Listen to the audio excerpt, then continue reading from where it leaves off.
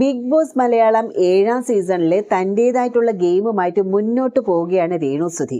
തുടക്കത്തിൽ അത്ര ആക്റ്റീവാണെന്നും ആയിരുന്നില്ല രേണുവിനെ ബിഗ് ബോസ് ഹൗസിൽ കണ്ടത്. എന്നാൽ തനിക്കെതിരെ ആരെങ്കിലും ഒന്ന് സംസാരിച്ചാൽ രേണു ശക്തമായിട്ട് തന്നെ പ്രതികരിക്കുന്നുണ്ട്. ആരാണ് സുധി എന്ന് ചോദിച്ച അനീഷിനോടും മുഖം നിലത്തുരയ്ക്കുമെന്ന് പറഞ്ഞ നെവിനോടും വളരെ രൂക്ഷമായിട്ട് തന്നെയാണ് രേണു പ്രതികരിച്ചത്. എന്നാൽ ടാസ്കുകളിൽ രേണുവിന് ഈ ഒരു ഊർജ്ജസ്വലതയൊന്നുമില്ല. ഇക്കാര്യം മത്സരാർത്ഥികളും ചൂണ്ടിക്കാണിക്കുന്നുമുണ്ട്.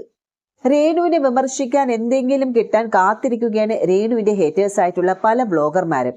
ബിഗ് ബോസ് ലൈവിൽ ഇവർക്ക് രേണു തന്നെ ഒരു വിഷയം കൊടുത്തിട്ടുമുണ്ട്. ബിഗ് ബോസിലേക്ക് വരുന്നതിന് കുറച്ച് ദിവസം മുൻപാണ് രേണു ഹെയർ എക്സ്റ്റൻഷൻ ഒക്കെ ചെയ്തത്. കൊളാബറേഷൻ ആയതുകൊണ്ട് തന്നെ തനിക്കിത് സൗജന്യമായി ചെയ്ത് തന്നതാണെന്നാണ് രേണു വ്യക്തമാക്കിയിരുന്നത്. നീണ്ട മുടിയായതിനു ശേഷം രേണു കൂടുതൽ സുന്ദരിയായെന്ന് പലരും പറഞ്ഞിരുന്നു.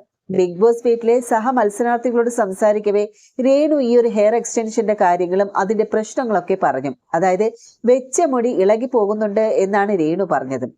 കെയർ ഒന്നും ചെയ്യുന്നില്ല, ഫുൾ ഇളകുകയാണ് എന്ന് രേണു പറയുന്നുണ്ട്. ഒരു ഷാമ്പു ഉണ്ട്, ആ ഒരു ഷാമ്പു ഇടണമെന്നും രാത്രി നന്നായി പിന്നിക്കെട്ടി വെക്കണം, അല്ലെങ്കിൽ മുടി പോകും എന്നാണ് രേണു പറയുന്നത്.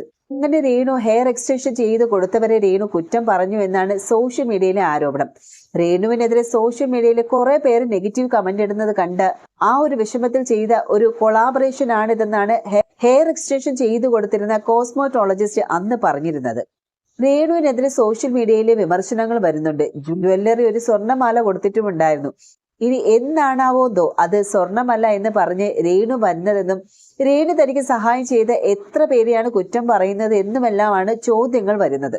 ഹെയർ ഫിക്സ് ചെയ്തത് മുതൽ രേണു തലയിൽ നിന്ന് കൈയെടുത്തിട്ടില്ല. സഹായം ചെയ്തവരെയൊക്കെ കുറ്റപ്പെടുത്തുന്നത് ഇപ്പോഴും തുടരുകയാണല്ലോ എന്നുള്ള അഭിപ്രായങ്ങൾ തന്നെയാണ് സോഷ്യൽ മീഡിയയിൽ നിന്ന് വരുന്നത്. നേരത്തെ നമുക്കറിയാലേ വീട് വെച്ച് നൽകിയവർക്കെതിരെയും ചില സഹായങ്ങൾ ചെയ്തവർക്കെതിരെയും രേണു സംസാരിച്ചിരുന്നു. ഇത് വലിയ രീതിയിൽ വിവാദമായതോടെയാണ് രേണുവിന്റെ ഭാഗത്ത് നിന്നുണ്ടാകുന്ന ചെറിയ വീഴ്ചകൾ പോലും വലിയ വിവാദമാകുന്ന ഒരു ടൈമാണിത്. സഹായം ചെയ്തവരോട് നന്ദിയില്ലാത്ത ഒരു വ്യക്തി എന്നാണ് ഹേറ്റേഴ്സ് രേണുവിനെ വിമർശിക്കുന്നത്.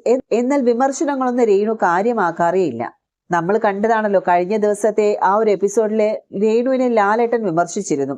ബിഗ് ബോസിന് വരുന്നതിന് മുൻപ് തന്നെ വോട്ട് അഭ്യർത്ഥിക്കുന്ന ഒരു വീഡിയോ രേണു എടുത്തു വെച്ചിരുന്നു. ആദ്യ വീക്കിൽ തന്നെ രേണു എലിമിനേഷൻ നോമിനേഷനിൽ വന്നപ്പോൾ രേണുവിന്റെ ടീം വീഡിയോ പുറത്തും വിട്ടു. ഇത് ചോദ്യങ്ങളും ഉയർന്നു വന്നു.